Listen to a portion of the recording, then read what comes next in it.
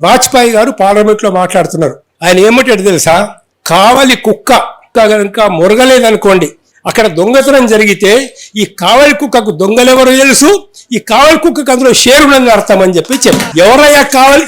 ఈ ట్రస్ట్ ఉన్నది ఇక్కడ. ఈ ట్రస్ట్ 15 మంది ఉన్నారు. ట్రస్ట్ని ఎవరు ఏర్పాటు చేశారో మీ అందరికి తెలుసు. అరే CCTV కెమెరాలలో దొంగతనం జరిగిందని వల్ల సిట్ వాళ్ళు చెప్తున్నారు. ఏం చేస్తున్నారు ఇన్ని రోజుల నుంచి మీరు ట్రస్ట్ వాళ్ళు? అంటే ఒక్కరోజు కూడా మీకు CCTV కనవాలేదా? ఒక్కరోజు కూడా మీరు చూడలేదా ఏం జరుగుతున్నదో? అంటే మొత్తం 15 మంది 20 మంది ఎవరైతున్నారో మీరు బాధ్యులు గారు అక్కడ.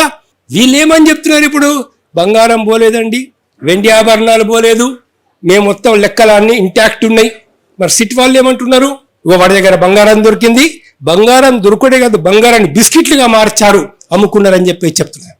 టోటల్ రామ మందిర నిర్మాణానికి ఎవరెవరి నుంచి ఎంత ఫండ్ వసూలు చేశారో ఆ లిస్టు మొత్తం పెట్టండి. ఎవరెవరు బంగారం ఇచ్చారు, ఆభరణాలు ఇచ్చారు, అది దేవుడు సొమ్ము లోపల.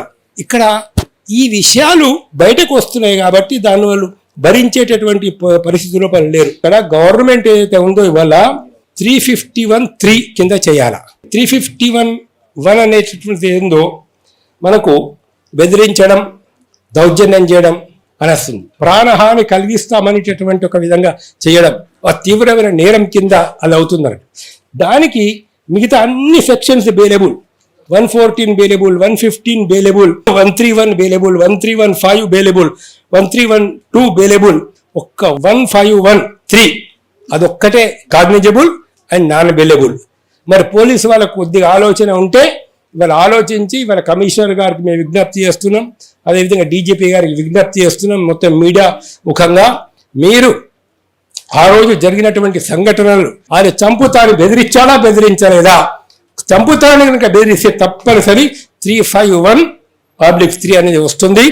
అది ఆ విధంగా నాన్ బెయిలబుల్ కేసు పెట్టారని చెప్పేసి అతను అరెస్ట్ చేసి వెంటనే జైలుకు పంపాలని చెప్పేసి కూడా మనం డిమాండ్ చేస్తాను. అసలు మీకు తెలుసా బీఫ్ ఎక్స్పోర్టింగ్ విదేశాలకు ఎవరు చేస్తున్నారు? మొత్తం నా దగ్గర కంపెనీ లిస్ట్ ఉంది.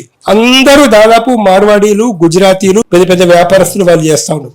ఒక 3-4 ముస్లిమ్స్ ఉండిండొచ్చు కానీ మొత్తం మెజారిటీకి మెజారిటీ వీళ్ళు చేస్తున్నారు. మరి వీళ్ళకి లైసెన్సులు ఎవరు ఇచ్చారు? పర్మిషన్ ఎవరు ఇస్తున్నారు? ఎక్స్పోర్ట్ లైసెన్సులు ఎవరు ఇస్తారు? ఇంకొక చాలా ఆశ్చర్యకరమైన విషయం, అది BJP వాళ్ళు, RSS వాళ్ళు, గోరక్ష వాళ్ళు తెలుసుకోవాల్సిన విషయం. గత 8 సంవత్సరాలలో మనం ప్రపంచంలో బీఫ్ ఎక్స్పోర్ట్ లో ఇవాళ 3వ స్థానానికి వచ్చినాం. కొన్ని కంపెనీలు 300 కోట్ల రూపాయల బీఫ్ ఎక్స్పోర్ట్ చేస్తా ఉన్నాయి. సో అంటే ఈ విషయాలు చాలా మందికి తెలియవు. భారతదేశంలో మన దేశంలో ఉన్నటువంటి ఒక దౌర్భాగ్యం ఏంటంటే ఏవైతే విషయాలు కాంగ్రెస్ పార్టీ వాళ్ళు, మిగతా పార్టీ వాళ్ళు, డెమోక్రటిక్ పార్టీ వాళ్ళు ప్రజలందరూ ఎడ్యుకేట్ చేయాలో, సెక్యులరిజం గురించి, మిగతా సామరస్యం గురించి చెప్పాలో వాళ్ళు చెప్పలేకపోవడం వల్ల మాలాంటి వాళ్ళం చెప్పాల్సి వచ్చేసరికి అక్కడ పెద్ద గొడవలు అనేది జరుగుతున్నాయి.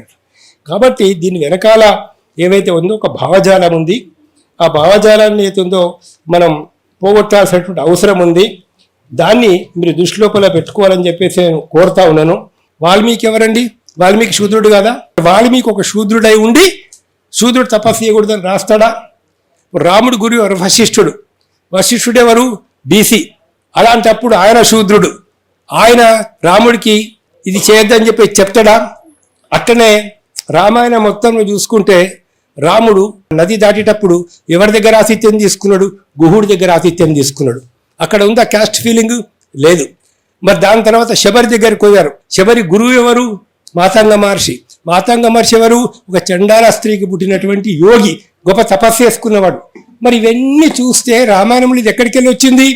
తర్వాత వీళ్ళు దుర్మార్గం చేత అనేక పుస్తకాల లోపల ఒక డామినేషన్ కోసం కింది కులాల వాళ్ళకు చదువు విద్య వద్దని చెప్పేటటువంటి వాళ్ళు అత్యంత దుర్మార్గంగా కొన్ని కథలను ప్రవేశపెట్టారు దీని లోపల.